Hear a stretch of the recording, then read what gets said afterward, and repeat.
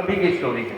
लेकिन आज इन बच्चों को देखने के बाद मुझे लगता है कि अब हमें शशि भूषण तिवारी का नाम लेने की जरूरत नहीं है। अब ये बच्चे राजगुरु के या हंसराज के या मैत्री कॉलेज के कहीं के भी निकल सकते हैं। ये फर्क पिछले 10 सालों में आया है। इन 10 सालों में हमने पूरे की पूरी एक पीढ़ी को बदलते हुए देखा है। लेकिन जैसे अभी मनोज भाई कह रहे थे कि बहुत सारी बेटियां हैं, मेरी भी 2 बेटी हैं, और एज ए पेरेंट्स मैं कहना चाहता हूं कि हमें अपने बच्चों पर भरोसा करना चाहिए,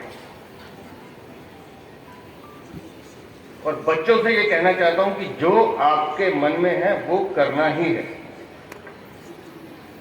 कंफ्यूज मत होना, वो दूसरा कैसे कर रहा है, वो कैसे करता है ना। जो मैं कर सकता हूं, मुझे अपनी एबिलिटी पे भरोसा होना चाहिए।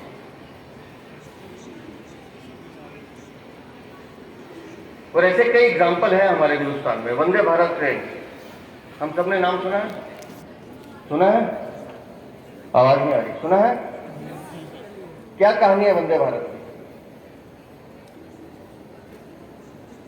प्राइम मिनिस्टर ने एक विजन दिया कि मुझे एक ऐसी ट्रेन बनानी है जो स्पीड में, क्वालिटी में वर्ल्ड क्लास की सिक्योरिटी को मैच करती हो, और हिंदुस्तान की जनता के लिए मैं ऐसी ट्रेन बनाना चाहता हूं। जापान, फ्रांस और रूस, ये 3 कंपनियां उस बिडिंग में आई जिन्होंने अपनी प्रोजेक्ट रिपोर्ट दी कि हम ये ट्रेन बना सकते हैं। लेकिन हमारे हिंदुस्तान का एक इंजीनियर, वो भी गोरखपुर के रहने वाले श्रीमान सुधांशु मणि, जो इंडियन कोच फैक्ट्री में काम करते थे, उन्होंने एक अपना प्रपोजल बना के अपने बॉसेस को दिया कि हम मेक इन इंडिया की बात कर रहे हैं, हम मेड इन इंडिया की बात कर रहे हैं, हम वोकल फॉर लोकल की बात कर रहे हैं, तो फिर हमें बाहर से मशीन क्यों लेनी है? हम अपनी ट्रेन क्यों नहीं बना सकते? अपनी वंदे भारत क्यों नहीं बना सकते? तीनों देशों की टेक्नोलॉजी देखी गई, उनकी कॉस्ट चेक की गई। उसमें एक कंडीशन थी कि वो ट्रेन भी बनाएंगे, लेकिन अपनी टेक्नोलॉजी इंडिया के इंजीनियर्स के साथ शेयर नहीं करेंगे। और ये बात उस हमारे इंजीनियर को चुभ गई। उसने अपना एक मॉडल बनाया, और वो मॉडल हमारे प्रधानमंत्री के पास पहुंचा। उस मॉडल की कॉस्ट उन तीनों कंट्री की कॉस्ट से 60% लेस थी। और यहां मैं कहता हूं कि विजनरी लीडरशिप क्या होती है, वो यहां पता चलता है जब पीएम ने यह डिसीजन लिया कि नहीं, हम अपने सुधांशु मणि को मौका देंगे, एक मौका आप इसको दीजिए। और वो सुधांशु मणि जो 1.5 साल बाद रिटायर होने वाले थे, उन्होंने उस पर काम शुरू किया।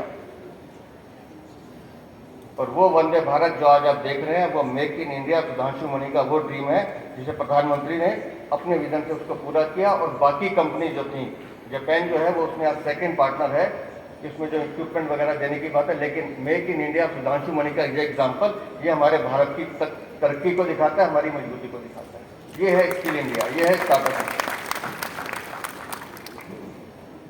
ऐसे एग्जाम्पल हमारे हिंदुस्तान में कई हैं। और आज जब मैं देख रहा हूँ जिस तरह की बात मनोज जी कर रहे हैं कि डेफिनेटली इनको समझने के लिए तो यहाँ बहुत सारा टाइम कंज्यूम करना चाहिए, इसमें सीखने के लिए बहुत कुछ है। इतनी छोटी उम्र में बच्चे इतना अच्छा काम कर रहे हैं, और लेकिन उन बच्चों के लिए भी एक संदेश जो यहाँ बैठे हैं। मैं बहुत ध्यान से देख रहा था जब पायल मैम या सक्सेना साहब या अभिषेक टंडन या मनोज भाई कह रहे थे, कुछ बच्चों के लिए उनका जीवन उनके मोबाइल में है, उस गैजेट्स में है। लेकिन मेरा कहना यह है कि बच्चों, ये जो आज जो दिन है आपके पास, आज जो एज है आपकी, ये आपको दोबारा नहीं मिलने वाली है।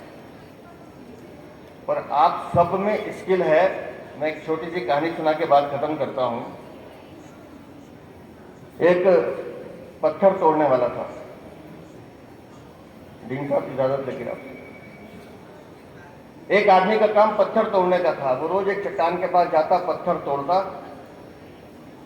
पूरे दिन पत्थर तोड़ के उन पत्थरों को बेच के जो पैसे इकट्ठे होते उनको जाके बेचता, लेकिन अपने काम से संतुष्ट नहीं था। उसको लगता था कि मुझे तो बड़ा आदमी बनना है। अब बड़े आदमी की डेफिनेशन क्या है? जिसके पास बंगला है, गाड़ी है, नौकर चाकर है, वो बड़ा है। तो ऐसे ही उसने एक आदमी को देखा जिसका बहुत बड़ा बंगला, 4 गाड़ियां उसके घर पे खड़ी हैं, तो बोला मुझे तो इसके जैसा बनना है, मुझे तो इसके जैसा ही बनना है। ये सोचकर वो उस आदमी को देख रहा था, इतने में उसने देखा कि एक बहुत बड़े नेता मनोज तिवारी की तरह उस आदमी के घर के आगे से निकले। अब जब मनोज तिवारी वहां निकले तो वो बड़ा आदमी घर से बाहर आता है, मनोज तिवारी के पांव छूता है और कहता है कि आप तो बड़े अच्छे हैं। अब वो जो तीसरा आदमी देख रहा है उसको समझ में आता है कि ये मनोज तिवारी जो नेता है ये इस आदमी से बड़ा है। तो अब उसके मन में आता है कि मुझे तो नेता ही बनना है। अभी वो नेताजी की तरफ देख रहा है, इतने में देखता है कि ऊपर 42 डिग्री टेम्परेचर में सन जो है, सूर्य अपना पूरा ताप दे रहा है। उस ताप से मनोज जी के या उस नेताजी के चेहरे पर पसीना आता है। तो वो नेताजी रुमाल निकालते हैं, पसीना पूछने लगते हैं। अब वो आदमी सोचता है कि ना ना ना, इस नेता से बड़ा तो ये सूरज है जिसके तप से नेता के भी पसीने छूट गए। तो मुझे तो सूरज जैसा बनना है। अब वो सूरज की तरफ देख रहा है, इतने में देखता है कि एक बादलों का गुच्छा बहुत बड़ा सा आता है, वो सूरज को ढक लेता है। अब सूरज का तप कम हो गया। अब फिर वो आदमी मन में सोचता है कि नहीं नहीं नहीं, सूरज से ज्यादा तो दम इन बादलों में है, मुझे तो इन बादलों जैसा बनना है। अभी वो बादलों को देख रहा है तो इतने में एक तेज हवा का झोंका आता है और उन बादलों को लेके उड़ जाता है। तो अब उस आदमी को लगता है कि हवा से बढ़कर कुछ नहीं है, मुझे तो इस हवा जैसा बनना है। लेकिन फिर वो देखता है वो तेज हवा जाता या एक चट्टान पर टकराती है, चट्टान वहीं की वहीं खड़ी है, हवा मुड़ जाती है। अब वो आदमी फिर उस चट्टान को देखता है, कहता है कि ये चट्टान सबसे शक्तिशाली है, तो इस चट्टान को तो मैं रोज तोड़ता हूँ, तो मुझसे शक्तिशाली कौन? इस चट्टान को तो मैं रोज तोड़ता हूँ, इसी को तोड़ के पैसे कमाता हूँ। तो ये जो जितने बच्चे यहाँ बैठे हैं, जो यहाँ काम कर रहे हैं, ठीक है, लेकिन ये एबिलिटी सब आप में भी है, आप सब में योग्यता है, सिर्फ अपनी योग्यता को निकालने की जरूरत है। जिस स्किल की बात पायल जी कर रही है या जिस स्किल की बात हम सब कर रहे हैं, वो स्किल आप सब में है, लेकिन उसको एक सही डायरेक्शन देने की जरूरत है। और मैं यकीन मानिए, जब लाल किले से प्रधानमंत्री ये घोषणा करते हैं कि 1 करोड़ युवाओं को अगले 3 साल में हम इंटर्नशिप देकर उनको रोजगार देना चाहते हैं, तो वो 1 करोड़ युवाओं में से आप में से ही लोग हैं जिनको ये मौका मिलने वाला है, बनिस्बत कि आप अपनी डायरेक्शन और अपनी थॉट को पॉजिटिव वे के साथ लेकर चलें। आज के इस अवसर पर, इस एग्जीबिशन पर मैं विशेष रूप से पायल जी को बहुत बधाई देता हूं और उन बच्चों को भी जिन्होंने सब चीज़ें हम लोगों को दिखाई हैं। बहुत लर्निंग एक्सपीरियंस है हमारे लिए। बहुत बहुत शुभकामनाएं, बहुत बहुत आभार।